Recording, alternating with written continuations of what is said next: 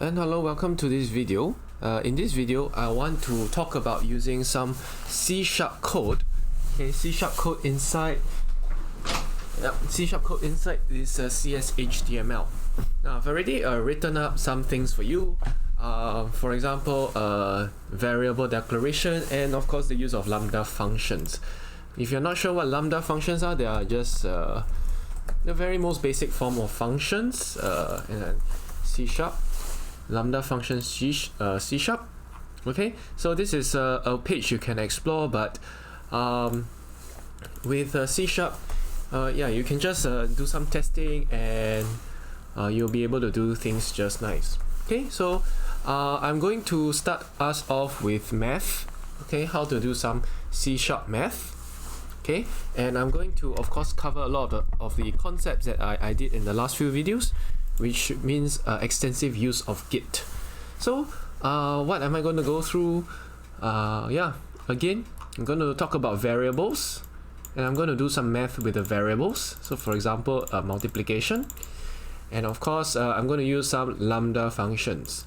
Lambda functions are simplest version of functions that you can use to do stuff. Okay. Alright, so without further ado, let me begin. I'm going to save and quit, and I'm going to exploit the use of Git in this case by doing this so-called Git reset. Okay, so I'm going to remove my testpage.cshtml, and I'm going to do Git. And of course, if you take a look at the other page, yeah, I've effectively erased the test page. There's nothing over here anymore. Okay, so I can do a git reset, and I do hard, and then the test page should come back. Okay, the test page should come back. The test page is here. I just do a quick reload, and the test page is here. Okay, I've resetted the whole thing. Okay, let me put my microphone somewhere a bit more convenient. Okay. Alright, let's check the audio. Alright, yes, so next thing I want to do is yeah, let me check the volume. Yeah, next thing I want to do is, yeah, I want to show you where to start doing your C# stuff. So let's go to testpage.cshtml, and I'm going to use the star or the wildcard again, so that I can open all files pertaining to test page. So I do this, and I'm going to open two files at once, which is the test page cshtml and test page.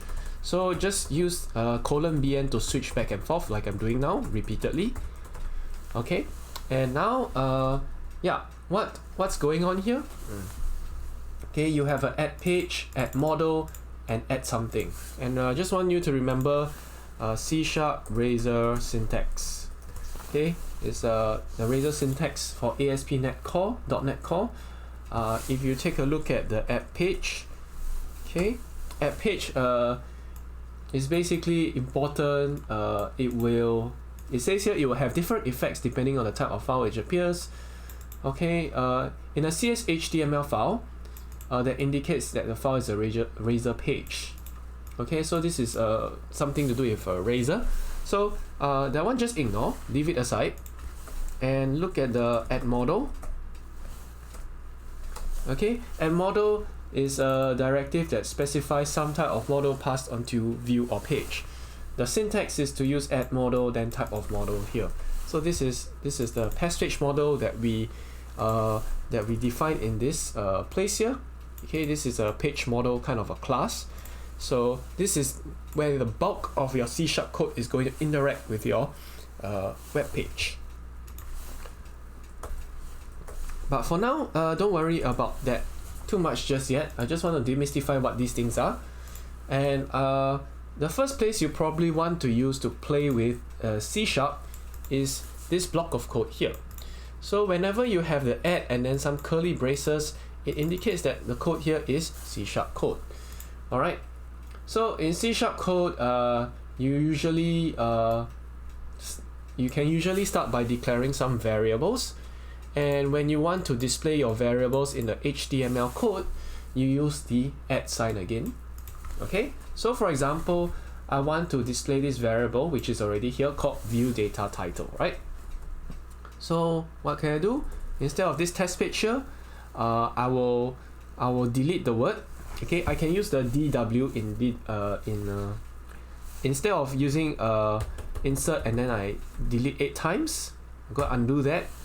I am going to not be in insert mode or anything. I'm just going to press the word DW. Okay, DW will just delete the entire word here. Okay, so I try again. Okay, DW will delete the entire word here, and I can just press insert. Very neat. Okay, so I'll just do this at view data, and now I'll just put title. Okay, word for word over here, add verbatim, and I save it, and it will show this thing here as homepage. All right, so this is one of the variables we can play with, the view data, and then you have a title. Okay, title here is, well, this is not homepage, this is what we like to say is test page, and of course I'm going to use the DW. So I'm going to press 2DW to repeat the command twice.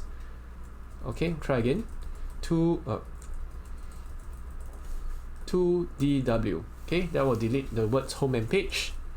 Oops, I want to be in our insert and test page, and then I'll save it and it becomes test page. All right, so let's do some examples. For example, if I want to have a string variable. So a string variable is just basically for text. So I will start by declaring a string variable. The string variable, you usually just use the word string, and maybe I can call STRA, string A.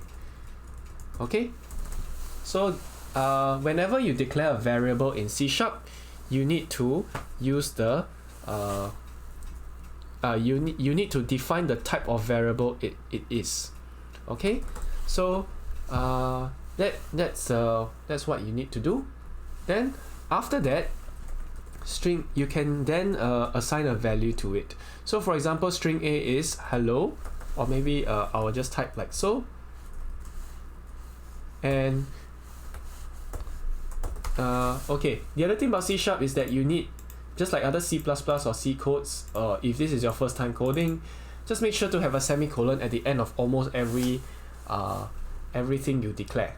All right, especially if it's code that's meant to be read by the as a variable, you just need to have semicolons there.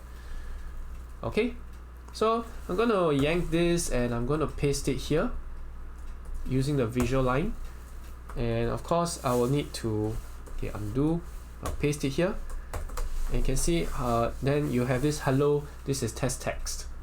Okay, so this is about 5 words here. I'm going to use 5DW to delete this whole line, and then I'm going to write here, instead of that hello, this is test text, I'm going to put add string A, and then it will be exactly the same because I just typed in word for word. This is hello, this is test text, and I'm referencing this variable over here. I'm printing it out over here.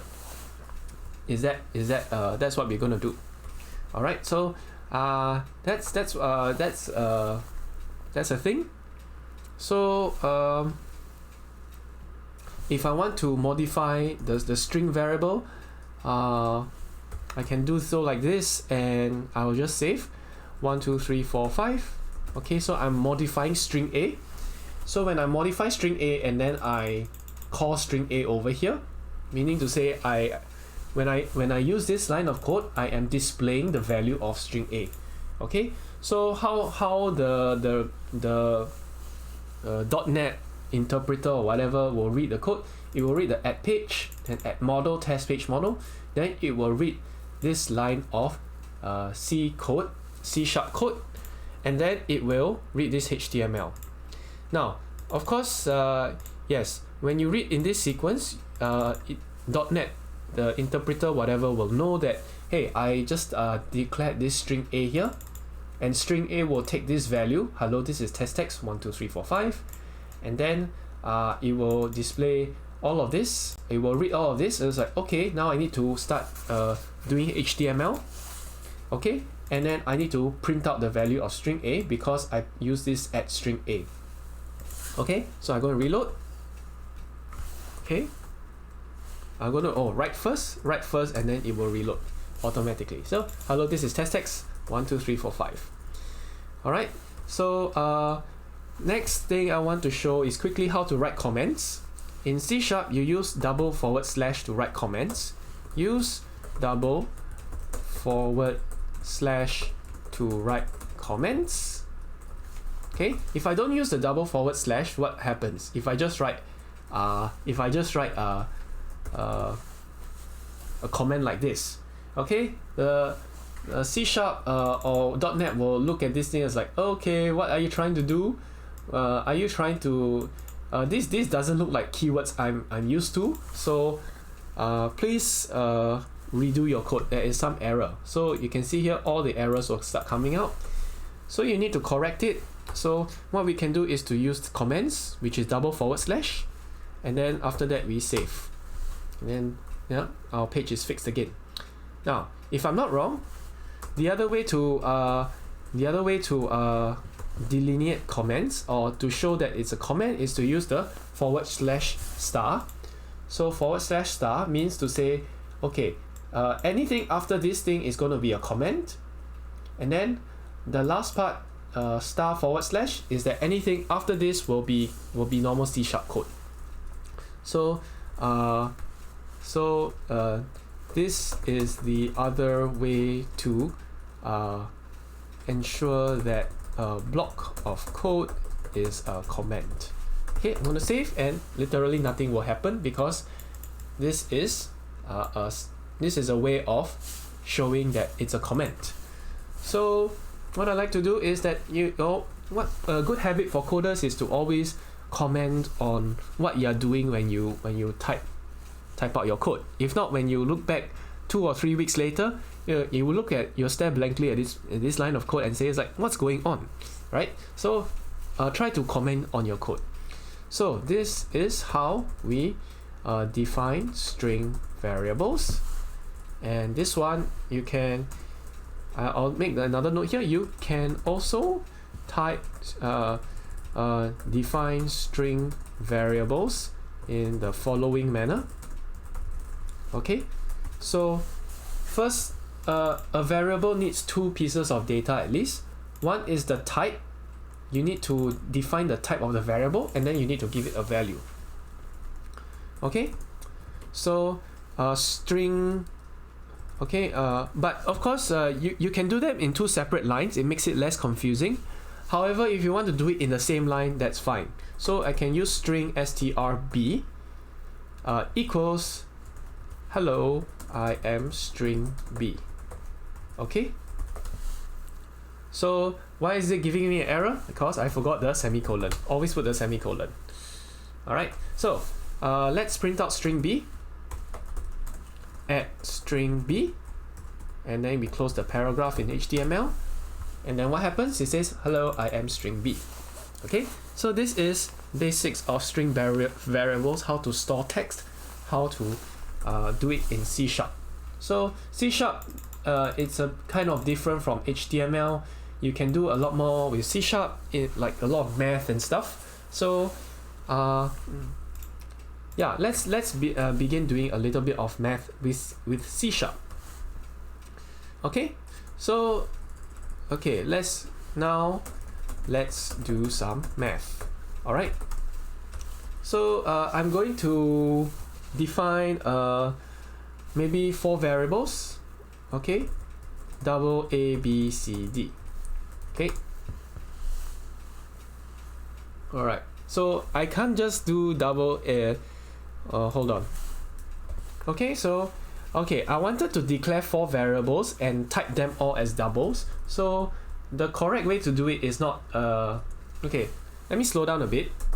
Let me define 4 variables: double A, double B, double C, double D. Right? What are doubles? Doubles are decimal numbers. Okay, so those are the decimal numbers like 4.5, 4.7, 3.5, blah blah blah. All of these are called doubles. Okay, there's a little bit more nuance to doubles, but we're not going to go through that in this video. Just know that doubles are like decimal numbers, okay? Numbers with decimal places, and those are very important for math. Okay. Okay, so I can do double A, double B, double C, double D. Okay, and then now that I give them the type, I can give them values as well. However, if I want to so-called declare multiple variables of the same type, I can do the following. So double A, I can use a comma B, C, D. Okay, using commas like so, it will do the same as what we did just now. Instead of writing 4 lines of code double A, double B, double C, double D, I can instead just make it like, you know, more truncated by doing the following. Okay, doing so will be the same as typing double A, double B, double C, double D, and this will make A, B, C, D known to C# or known to the .NET as, okay, these are double variables, so let's expect numbers from them. Okay, so let's say so now that we have given a type to these variables, we can then start giving them values. A equals 3.7, B equals 4.0.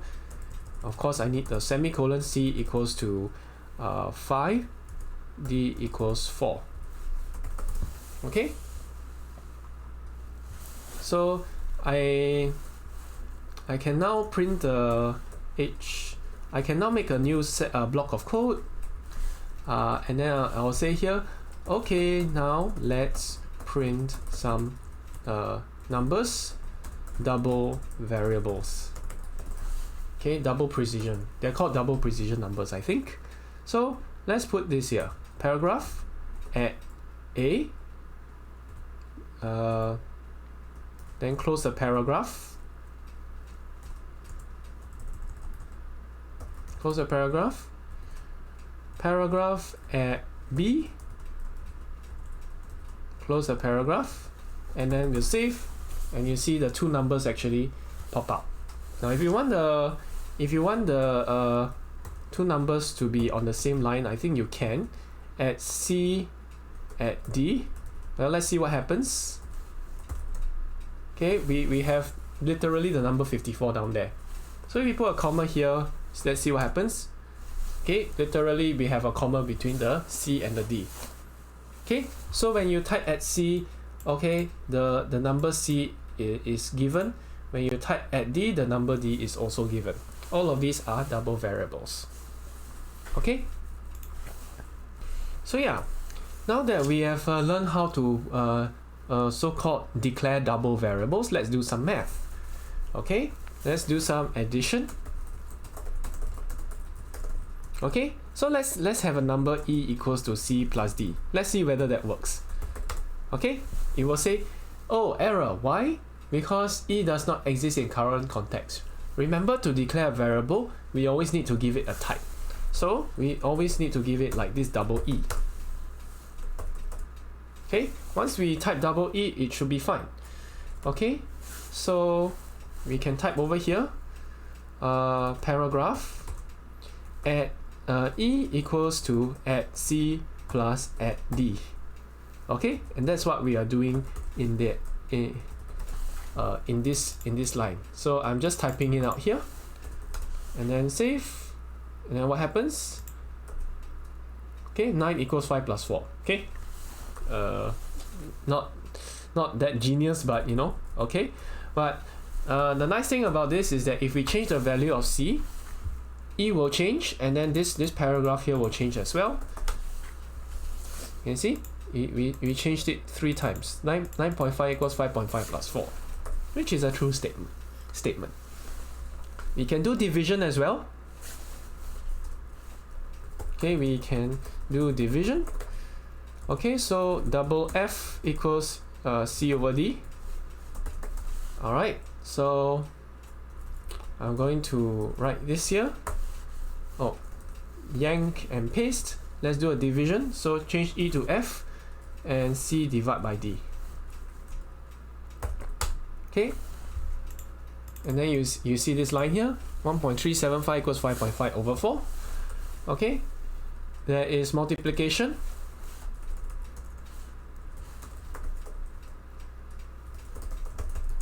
Double G equals C times D. So I'll paste it here. G equals C times D. Okay, 22 equals 5.5 times 4. If I'm not wrong, there should be exponents as well. Double H equals to C power of D. I wonder if that works. Oh, okay. So exponents are not here. Maybe let me use this syntax. I'm pretty rusty. Okay, let me take a look at the power exponents. Okay, if you want to use exponentials, you have to use the power method. Math.Pow something something. Okay. I don't know whether that will work here. You might need to import something, but let's try. Math.Pow cd. Alright, let's see whether that works. It may or may not work. Oh, it works. Okay, so let me write here double H equals to C to the power of D. Alright, so 5.5 to the power of 4 is 915 something something. Let me go and get a calculator just to check. Oh, wrong thing. Calculator.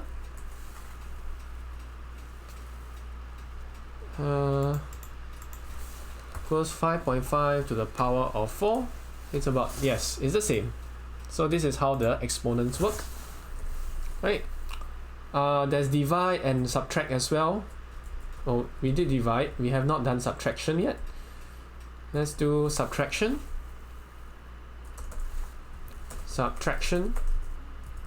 Double I equals to C minus D.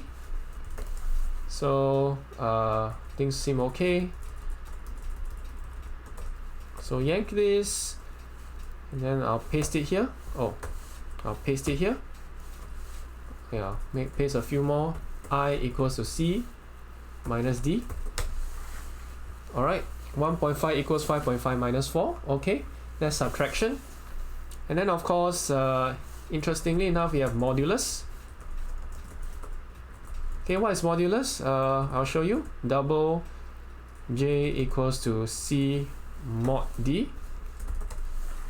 Okay, and what is C mod D? So C mod D is here, C percent D.